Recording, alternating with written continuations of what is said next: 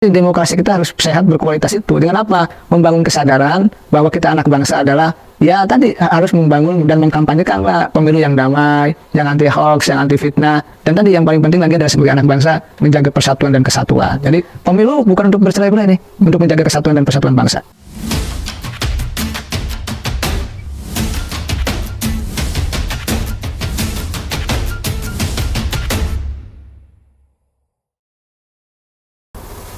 Halo Sobat Holopis, jumpa lagi bersama saya Brenda Iskarina di ruang tamu holopis.com. Hari ini Sobat Holopis, saya sedang tidak sendirian. Saya ditemani dengan Kang Ujang Komarudin. Jadi beliau ini adalah seorang analis, akademisi, dan juga pengamat politik Indonesia. Kita sapa dulu, sudah ada di sebelah saya hari ini Kang Ujang, apa kabar? Alhamdulillah baik, Mbak Brenda. Alhamdulillah baik, Kang Ujang sehat ya. Ini kebetulan saya dan tim Holopis ini sedang ada di Universitas Al-Azhar Indonesia. Ini sedang sedikit mengganggu waktu Kang Ujang nih.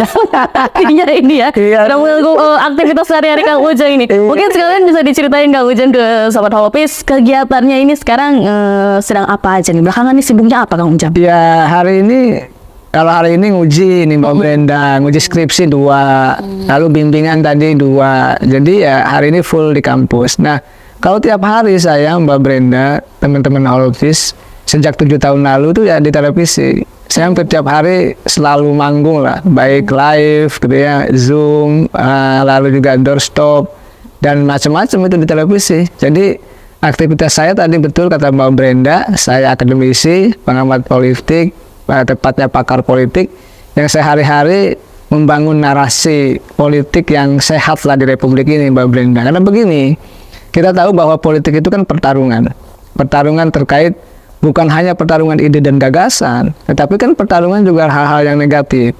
Narasi negatif muncul, hoax, fitnah, saling serang. Nah ini kan harus diimbangi oleh kekuatan kebajikan atau narasi-narasi ide dan gagasan yang positif. Nah saya gitu ya masuk di ruang itu karena dosen ini kan harus mencerahkan, harus berbagi ilmu pengetahuan sekecil apapun ilmu pengetahuan itu Mbak Brenda. Iya, dan Kang Ujang di sini juga sepertinya saya lihat sering berkomunikasi dengan mahasiswa. Jadi paham banget nih dengan apa jiwa-jiwa milenial ini ya Kang Ujang ya. Terus juga tahun ini kan kita udah 2023, nggak terasa ya Kang Ujang, bentar lagi juga tahun depan 2024 kita udah masuk ke tahun politik nih Kang Ujang. Ini juga apa ya, menjadi PR masyarakat Indonesia juga, semua usia, apalagi milenial ya, yang paling banyak Kang Ujang. Ini juga Kang Ujang pasti ngerti banget. Ini kita membahas politik nih. Kita tahu ya Kang Ujang, koalisi ini, sejumlah koalisi sudah terbentuk ini ya saat ini ya. Ada koalisi perubahan, KKIR, maupun koalisi di Ganjar. Nah ini nih kita melihatnya, ini kalau dari pandangan Kang Ujang nih saya ingin bertanya, apakah ini kira-kira nanti sampai hari H sudah final, apakah kira-kira masih ada perubahan nih Kang Ujang nih? Kalau di politik begini, tidak ada yang pasti di politik. Jadi selama belum didaftarkan di KPU, capres-cawapresnya di Oktober, jadi semuanya masih akan mengalami pergeseran. Apakah nanti skema atau format koalisinya tadi masih 3 poros Ganjar, Prabowo maupun Anies gitu ya? Kita belum menjamin itu. Kenapa? Misalkan begini, tantangan bagi koalisi PDIP yang mengusung Ganjar, itu siapa cawapresnya? Belum ada juga siapa cawapres yang memang memberikan nilai kemenangan gitu. Kan belum ada juga. Makanya masih pengumumannya masih mundur-mundur. Lalu kekurangan dari misalkan Pak Prabowo, yaitu koalisi dengan PKB. PKB ini kan ingin Caiminnya jadi cawapresnya Pak Prabowo. Tetapi kalau tidak dipasangkan dengan Pak Prabowo, Caimin bisa lari. Kalau PKB lari, maka Pak Prabowo kan kurang tiketnya, kurang 20%. Maka butuh dukungan atau support dari partai yang lain. Misalkan PAN, Pak Erick Thohir menawarkan sebagai cawapres dari PAN. Tapi kan ketika PAN berkoalisi dengan Gerindra kurang 20%. Jadi ada tantangannya sendiri nih terkait dengan poros koalisi itu. Yang ketiga, Pak Anies misalkan. Pak Anies juga sekarang punya dilema apa terkait persaingan siapa yang akan diusung menjadi cawapresnya Anies. AHY kah, Bu Susi kah, Bu Khofifah kah, Bu Yani Wahid kah, atau siapa? Nah persaingan ini kan membuat juga sekarang tidak solid dan di partai koalisi perubahan itu. Jadi apakah tadi endingnya masih tetap 3 pasang? Bisa iya, juga bisa tidak. Karena tadi politik bukanlah angka matematik, selalu dinamis, selalu cair, selalu berubah mengikuti dinamika dan perkembangan ke depan. Selalu dinamis, final itu politik selalu bergerak gitu ya tadi. Bahkan bukan hanya bulanan, hitungan detik juga berubah. Itu politik. Makanya selama janur kuning belum melengkung, selama pendaftaran capres-cawapres belum terjadi, ya semua masih bisa berubah. Bahkan 1 hari, 1 detik ke 1 jam tadi bisa berubah ya. Iya, benar. Ini Kang Ujang bahas-bahas soal perubahan nih, Iya, bubar atau dan lain sebagainya ini. Saya ingin membahas tadi soal koalisi Pak Anies nih. Ini kalau kita melihat nih perubahan yang mendukung koalisi yang mendukung Pak Anies ini, kita lihat sepertinya belakangan ini sedang banyak permasalahan ya Kang Ujang. Kalau kita ikuti begitu ya, bahkan ketika misalnya Demokrat ini memaksakan AHY jadi cawapresnya Pak Anies nih. Nah, kalau Kang Ujang melihatnya ini kira-kira bisa tidak menjadi alasan bubarnya koalisi di sini? Mungkin ya, karena begini, kita tahu bahwa konstruksi pembentukan koalisi perubahan itu rapuh di awal. Rapuh itu kan memang ketiga partai ini kan punya kepentingan masing-masing. Ya kita terlihat misalkan Nasdem sudah mengusung Anies sebagai capres, artinya Anies ini punya Nasdem.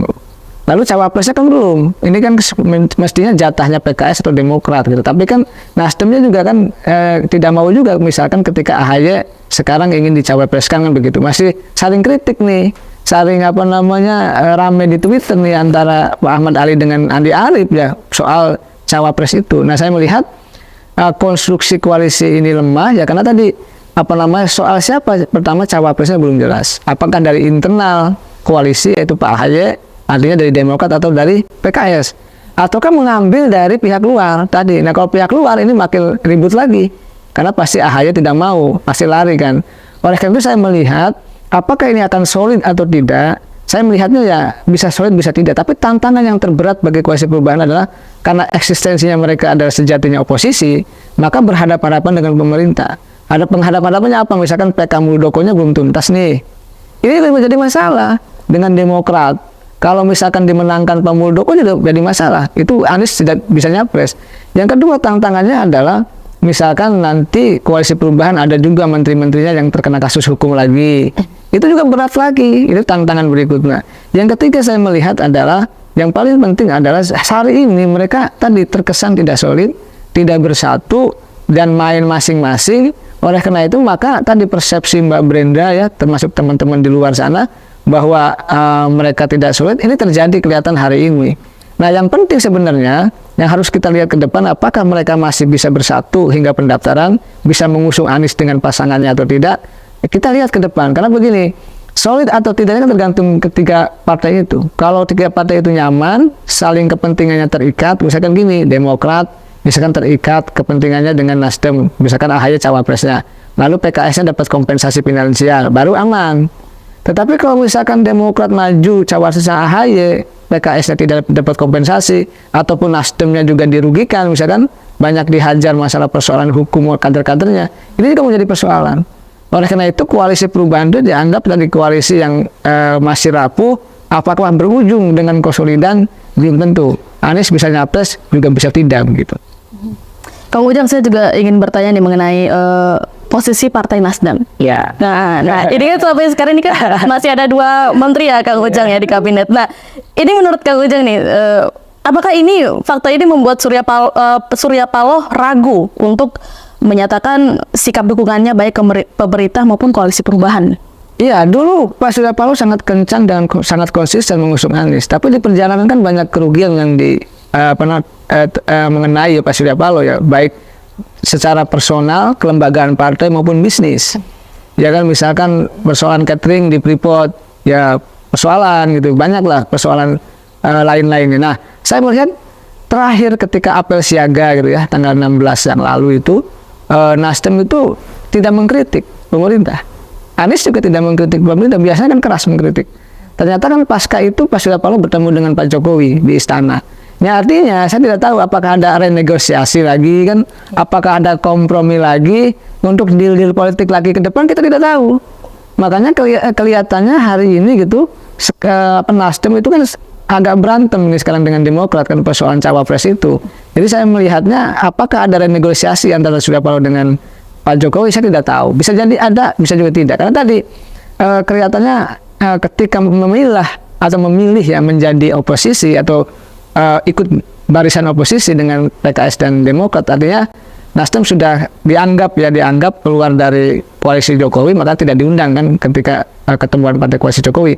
Maka di situ ada konsekuensi. Konsekuensi apa? Masalah hukum dan lain sebagainya. Makanya ya dalam tanda petik ya J Plate, nah gitu ya. Bahkan menteri lainnya, Menteri Pertanian kan sedang dibidik juga gitu kan oleh KPK. Menteri KLH juga sama, kelihatannya juga akan dibidik. Nah, itu kan sesuatu yang berat bagi Nasdem. Nah, di situ apakah Nasdem atau Pak Surya Paloh kuat atau tidak? Kalau kuat ya mereka akan jalan, tapi kalau tidak kuat juga pasti ya akan menyerah juga dalam konteks itu.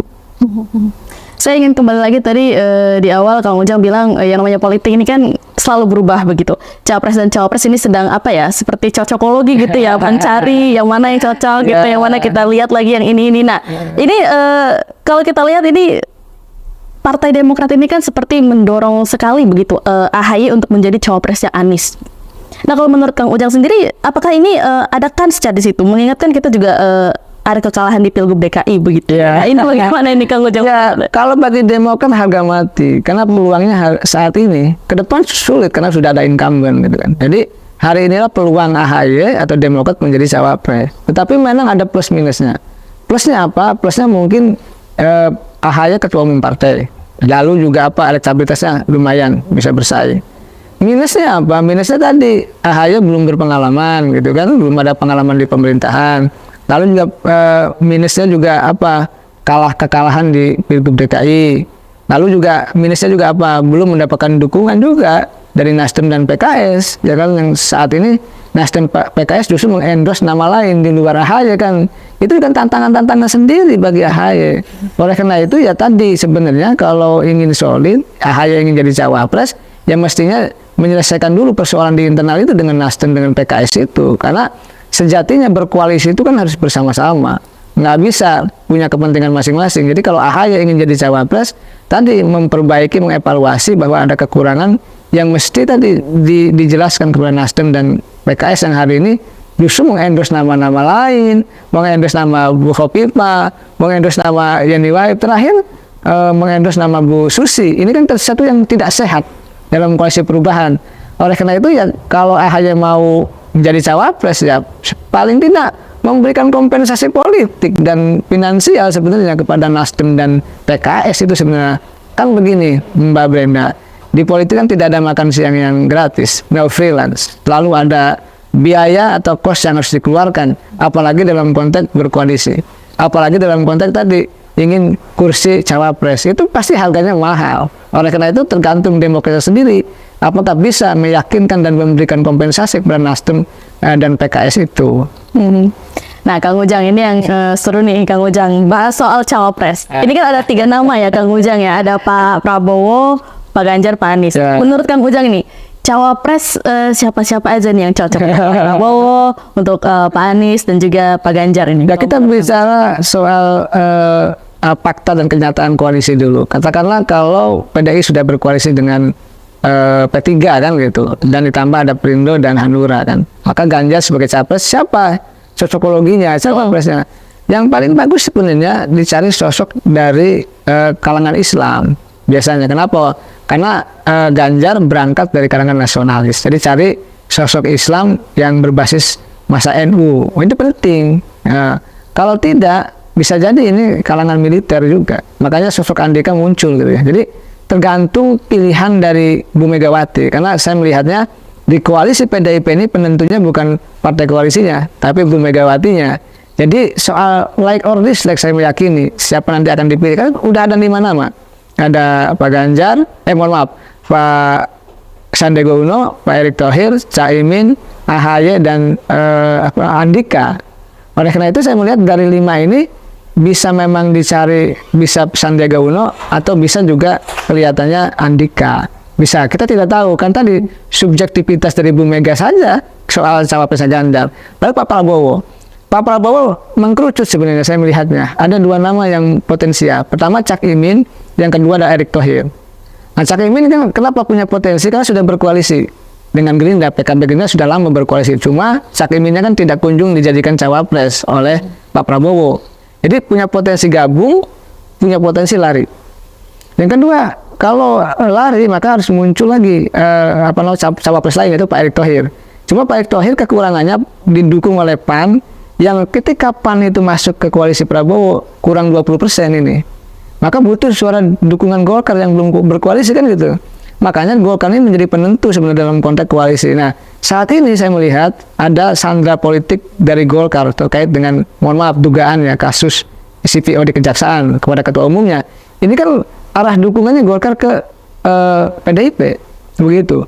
Oleh karena itu, tantangan bagi Prabowo cawapresnya adalah tadi bagaimana bisa misalkan dengan Cak Imin atau dengan Erick Thohir, tetapi kalau dengan Erick Thohir harus dipastikan koalisinya bisa 20% gitu. Atau ya tadi bicarakan Prabowo, Cak Imin dengan Erick, misalkan Prabowo Erick, tapi bagaimana bisa mengikat Cak Imin agar tidak lari, itu bisa.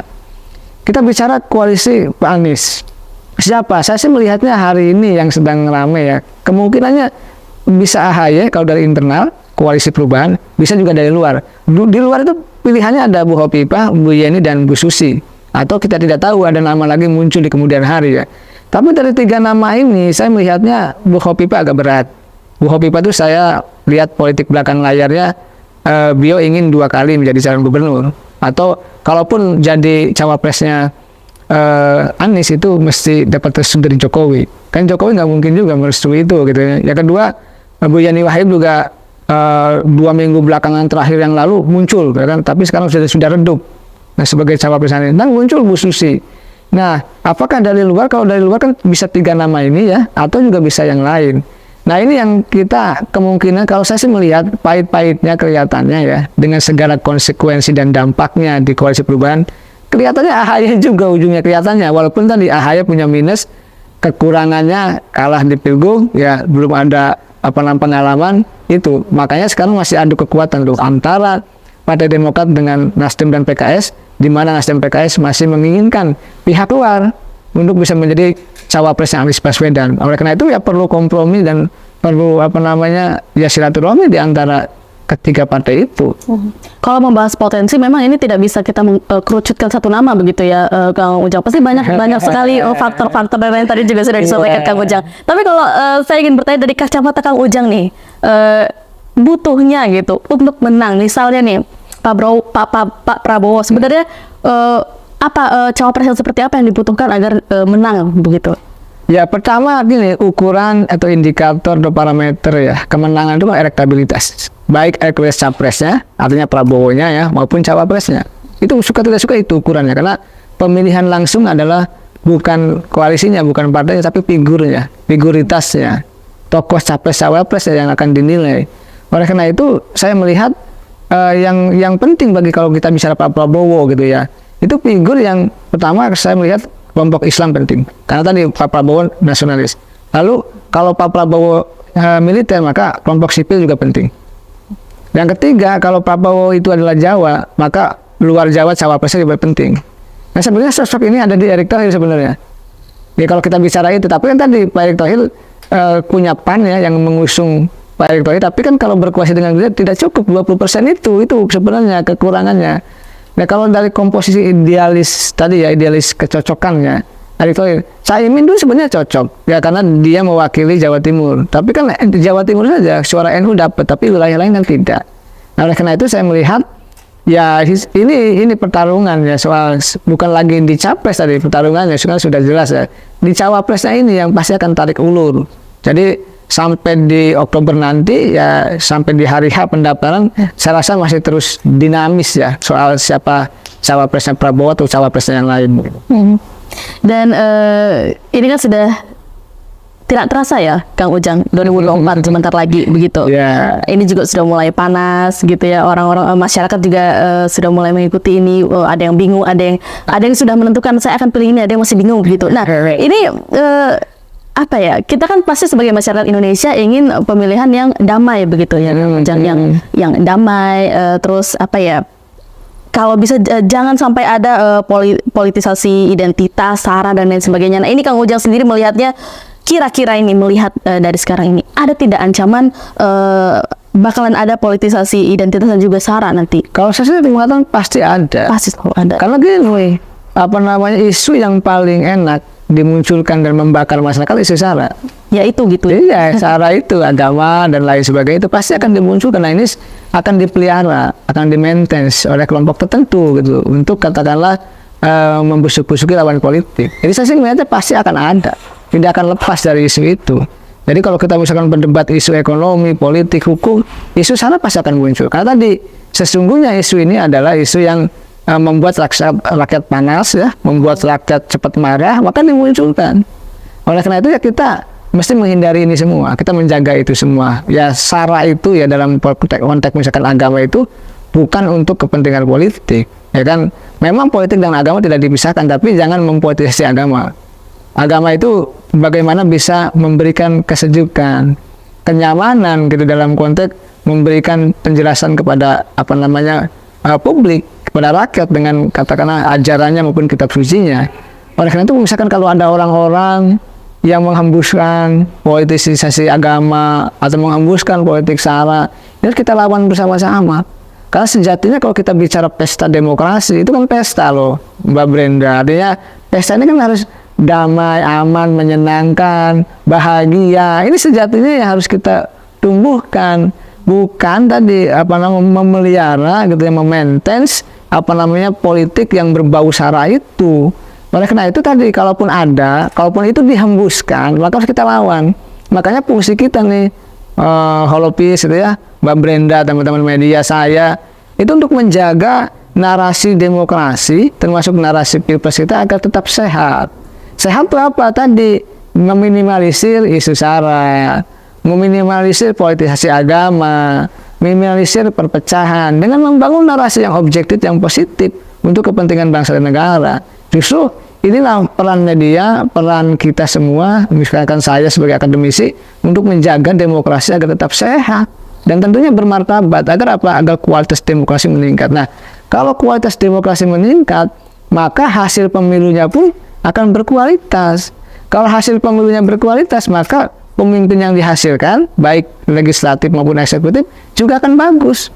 Tapi kalau pemilunya curang, tadi ya saling baku hantam, saling menebar hoax, saling menfitnah, saling menghina, lalu pemilunya dibuat curang, yang dihasilkan oleh pemimpin yang tidak bagus, nanti negaranya juga tidak akan bagus.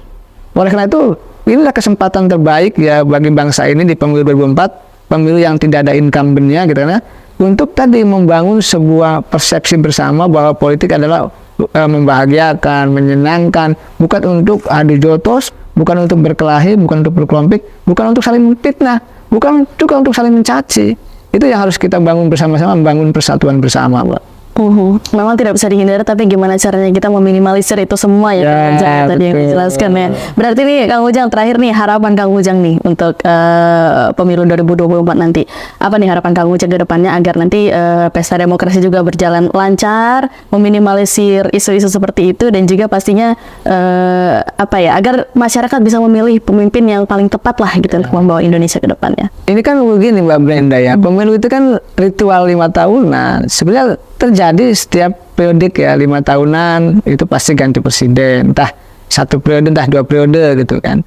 Yang pasti yang jelas ketika itu ritualitas ya yang terjadi di kita, maka fungsi kita, peran kita sebagai anak bangsa lah ya, itu memastikan demokrasi dalam pemilu itu berjalan dengan aman, damai, dan tentram. Itu yang harus kita jaga, karena kita kita punya pengalaman 2019 yang lalu, pemilu beradu, mencekam gitu, banyak yang masuk penjara karena persoalan ejek-ejekan dari pemilu itu.